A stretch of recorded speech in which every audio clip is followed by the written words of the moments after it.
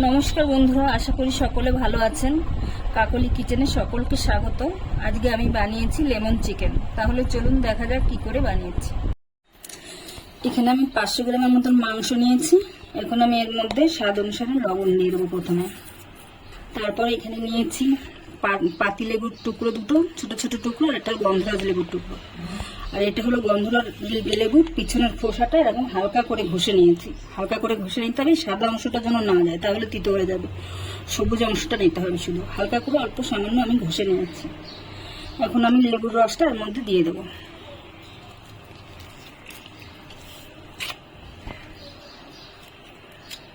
দুটো লেবুর রসই দিয়ে দিতে হবে। লেবুর যে খোসাটা ঘষে রেখেছি ওটাও দিয়ে দিলাম।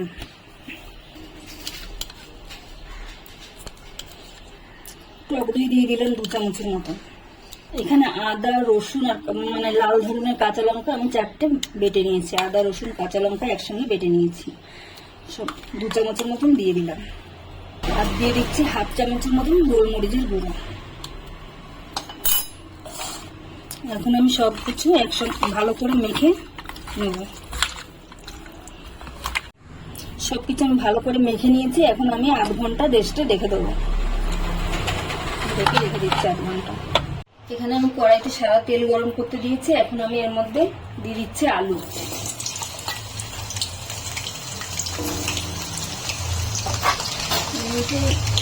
লেমন চিকেনে আলুটা দেয় না, কিন্তু আমার দিতে হচ্ছে। আমাদের ঘরে আলু ছাড়া চলে না, তাই আমি আলুটা দিচ্ছি। আপনারা চাইলে আলুটা বাদ দিয়ে দেবেন। আলুটা আমি এখন লাল লাল করে ভেজে নেব। আলুটা আমার লাল লাল করে ভাজা হয়ে গেছে। এখন আমি তুলে নিচ্ছি। এখন আমি ফোড়নে দিয়ে দিচ্ছি একটা তেজপাতা, 1 টুকরো দারচিনি, আর 3টে এলাচ, একটা লবঙ্গ। তারপরে আমি দিয়ে দিচ্ছি পেঁয়াজ।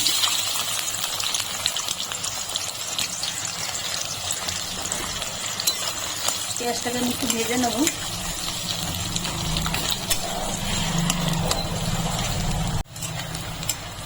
পেঁয়াজটা আমার হালকা ভাজা হয়ে গেছে, পুরোপুরি লাল লাল করবো না, হালকা লাল লাল হয়েছে। এখন আমি মাংসগুলো এর মধ্যে দিয়ে দিচ্ছি।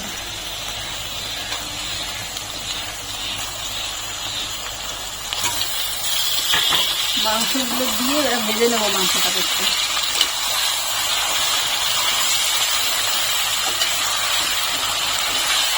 আমি এখানে সামান্য একটু হলুদ দিচ্ছি। এটা সাদা সাদাই হবে, বেশি হলুদ দেবো না। সামান্য একটু হলুদ দিলাম। হলুদ দিয়ে এখন দিয়ে দেবো মাংসটা ভেজে দেবো।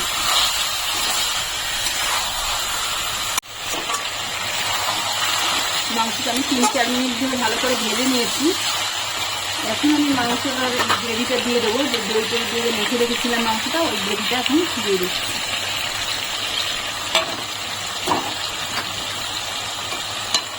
এখন আরো ভালো করে নেড়ে দেবো। এখন ভালো করে নেড়ে চেড়ে আমি গ্যাসটা লো টু মিডিয়াম করে ঢেকে রেখে দেবো। এখন আমি সামান্য একটু মিষ্টি দিয়ে দিচ্ছি, যেহেতু টক দই দেওয়া রয়েছে, এজন্য একটু মিষ্টি দিয়ে দিলাম। আর দিয়ে দিচ্ছি একটু লবণ। লবণ একটু কম আছে, মাখার সময় দিয়েছিলাম, পরে আর লবণ দেওয়া হয়নি, লবণ দিয়ে দিলাম। আলুগুলো এখন আমি দিয়ে দিচ্ছি। আবার নাড়িয়ে চাড়িয়ে আমি ঢেকে রাখবো। মাংসটা মোটামুটি সিদ্ধ হয়ে এসছে। এখন আমি এর ভিতরে 1 চামচ কাজু আর চাল মগজ বেটে রেখেছিলাম 1 চামচের মতন, এটা দিয়ে দিচ্ছি।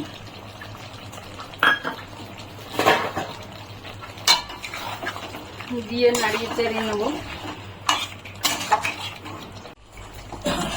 কাজু বাটা দিয়ে আমি 2-3 মিনিট কষে নিয়েছি। এখন আমি মশলা বাটিটা ধুয়ে একটু জল দিচ্ছি। এটা খুব বেশি পাতলা হবে না, ঘন ঘনই হবে।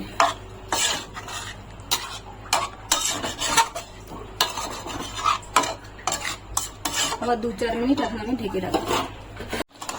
মাংসটা আমার সেদ্ধ হয়ে গেছে, গ্রেভিটাও কমে গেছে, এখন ঝোলটা। এখন আমি একটু সামান্য পরিমাণে একটু গোলমরিচের গুঁড়ো দিয়ে দিচ্ছি। আর দিয়ে দিচ্ছি একটু বাটার। ভালো করে মিশিয়ে নেব। মাংসটা আমার রেডি হয়ে গেছে। এখন আমি নামিয়ে নেব। সব লাস্টে শেষে আমি দিয়ে দিচ্ছি কয়েকটা গন্ধরাজ লেবুর পাতা। এখন আমি গ্যাসটা অফ করে দিচ্ছি। মাংসটা আমি এখন নামিয়ে নেব। রেসিপিটা আমার তৈরি হয়ে গেছে। যদি ভালো লাগে তাহলে একটা লাইক করবেন, সাবস্ক্রাইব করবেন এবং কমেন্ট করবেন।